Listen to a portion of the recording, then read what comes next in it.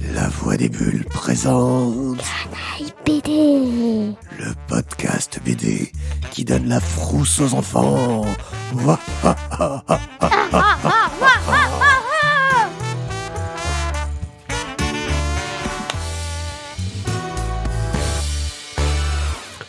Coucou les gens, je suis Ewan Pied. Et moi, Morgane.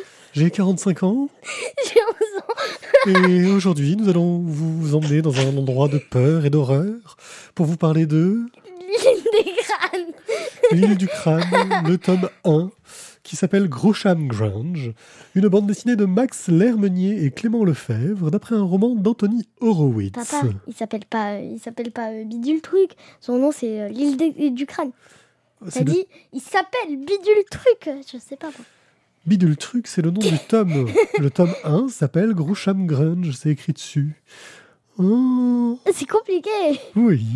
Et donc c'est compliqué, mais ça nous parle de quelque chose. De quoi donc nous parle cette fantastique album, chère jeune fille? Ben, c'est 3 enfants qui sont renvoyés très très souvent de leur école.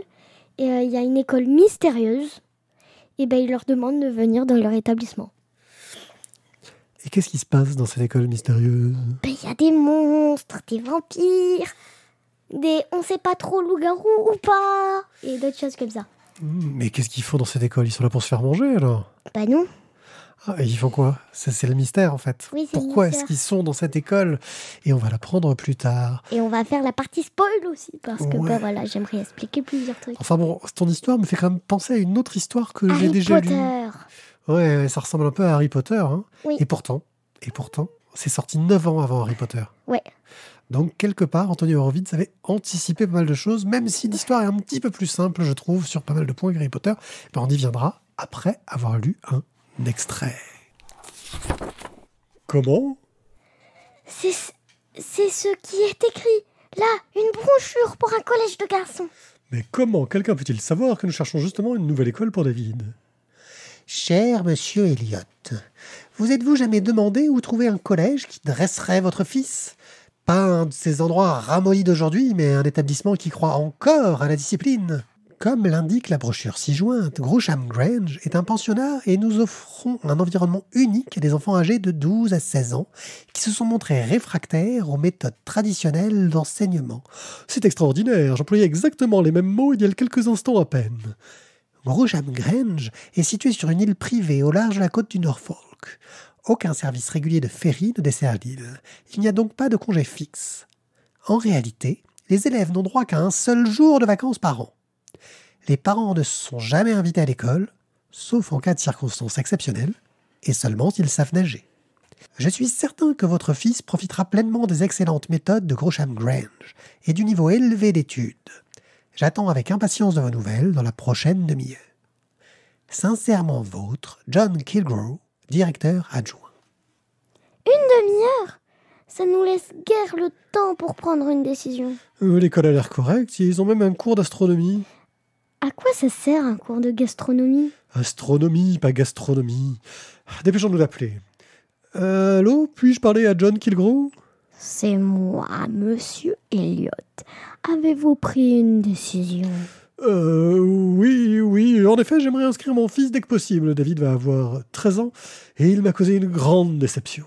Ne vous inquiétez pas. Après quelques trimestres à Grosham Grange, je suis sûre que vous trouverez en votre fils une personne très différente. Quand peut-il commencer?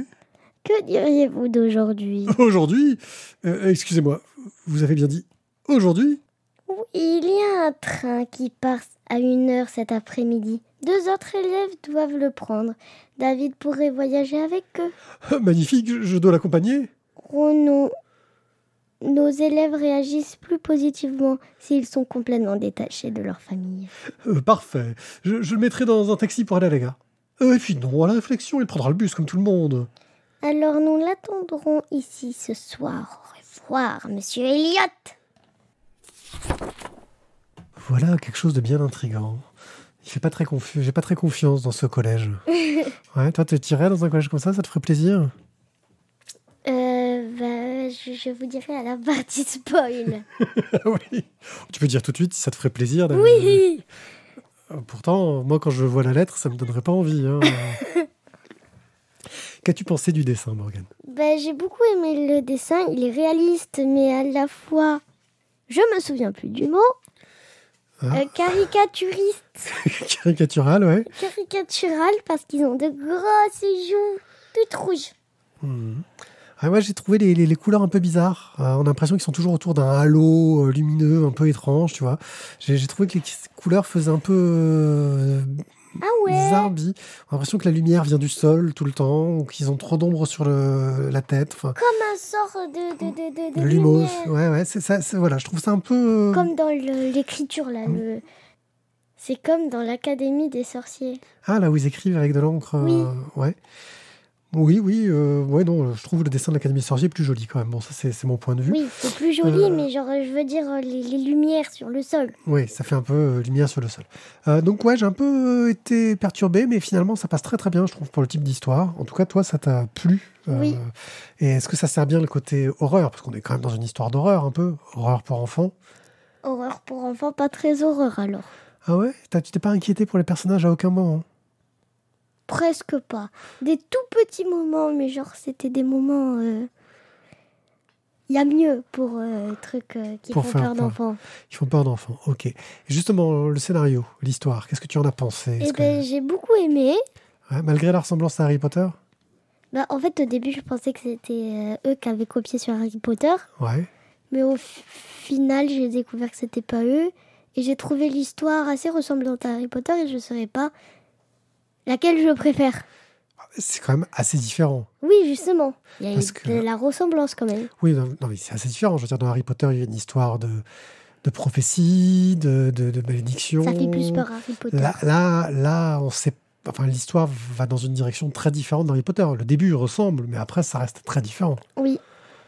Je sais pas lequel je préfère. Voilà. Harry Potter, c'est plus une école de sorciers. Là, on est presque plus dans une école de monstres, j'ai envie de dire. Non? Ouais. Ouais, t'as pas l'air sûr. Un peu comme dans Mercredi Adams. Mercredi Adams? Je t'ai pas vu, moi. Ils vont dans une école de monstres avec des loups-garous, des sirènes, des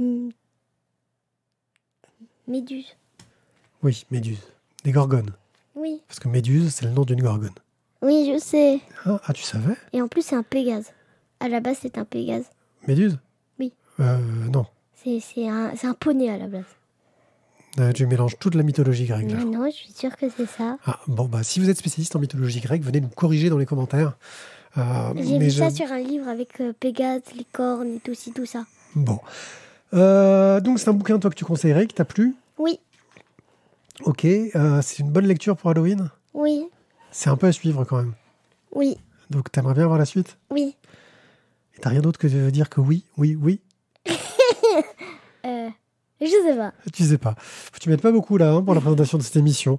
Très bien, puisque c'est comme ça, je me casse et on va pouvoir faire le générique de fin en disant que donc L'île du crâne, tome 1, Grusham Grange, qui est une adaptation du roman d'Anthony Horowitz par Max Lermenier et Clément Lefebvre, qui est sorti chez Jungle Collection Pépites. Collection Pépites, c'est quoi Collection Pépites? C'est le nom de la collection, c'est Pépites. Voilà, c'est comme ça. Il y a des collections qui ont des noms. Et là, c'est Pépite, parce qu'ils trouvent que c'est une pépite. Ok. Et que c'est, Ok, ils sont ravis de l'avoir trouvé. Ah, t'as compris? Oui. Oui, j'ai compris ça. Ouais. Bon, on dit aux gens au revoir, alors. Au revoir. Allez, ciao, à bientôt.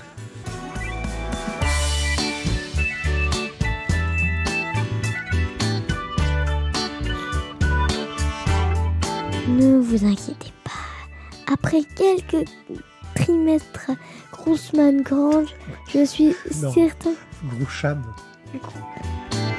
À Grusham... Grusham Grange. À Grusham Grange. Grusham Grange. À Grusham Grange. Vas-y, Grusham Grange. Grusham Grange. Grusham Grange. Grusham Grange. Grusham Grange. Grusham Grange. Grange. Grange. Grusham Grange. Grusham Grange. C'est mieux, vas-y. Après quelques... Non, tu reprends du début la phrase. Nous sommes... Ah, ça m'énerve. Recule un petit peu, vas-y.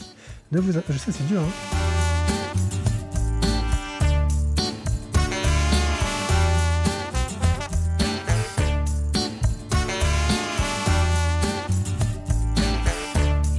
dire un truc. Si vous voulez savoir la fin, Ça enregistre là. Donc on dit aux gens, bienvenue dans la partie spoiler. Ah ouais. Voilà, comme ça ils savent que c'est maintenant. Ah ouais. Ouais, bienvenue dans la partie spoiler. Si vous n'avez pas peur d'entendre la fin de l'histoire, ou si vous vous en fichez complètement, parce que de toute façon vous ne le lirez pas, et que vous avez envie d'entendre notre avis, bah restez avec nous. Alors, Morgane, tu avais envie de nous parler de cette fin qui t'a un petit peu frustrée, justement, j'ai l'impression. Bah, en fait, il se passe qu'il reste à peu près 2 mois dans l'école. Et 8 mois après, ou... voilà, c'est pas clair.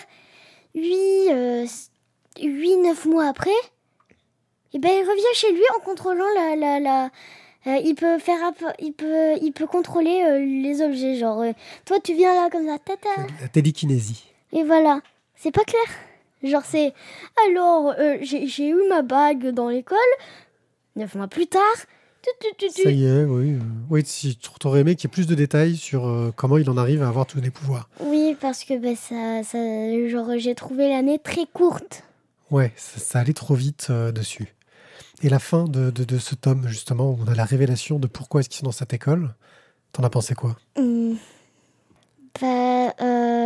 pourrais faire d'autres histoires, mais franchement, je sais pas trop la suite qu'ils pourraient faire par d'autres années. Ouais. Genre, il n'y a pas vraiment de grands méchants, il n'y a pas de petits méchants ou quelque chose dans le genre. Ouais, tu te demandes qu'est-ce qu'il pourrait raconter d'autre maintenant que ce mystère-là a été résolu, en fait. Oui, il te parle même pas d'un méchant, genre rien.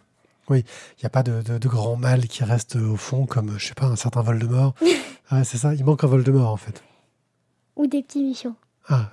Des petits méchants, genre le père de Malfoy, ou Ouais. les méchants gentils, genre Malfoy, ou ce genre de choses. D'accord. Ça manque, je trouve. Ouais, il manque d'antagonistes, donc de personnages en face qu'on attend à revoir une fois qu'ils sont intégrés dans l'école, en fait. Oui. Ok. Est-ce que tu as quelque chose d'autre à ajouter dans cette petite partie spoil? Ou est-ce qu'on peut arrêter notre enregistrement? On peut arrêter. Eh bien, on vous souhaite à tous une très bonne fête d'Halloween et on se retrouve très bientôt pour un nouveau Canaille BD. Ciao, ciao! Bonne Halloween! Et surtout, faites-vous bien peur!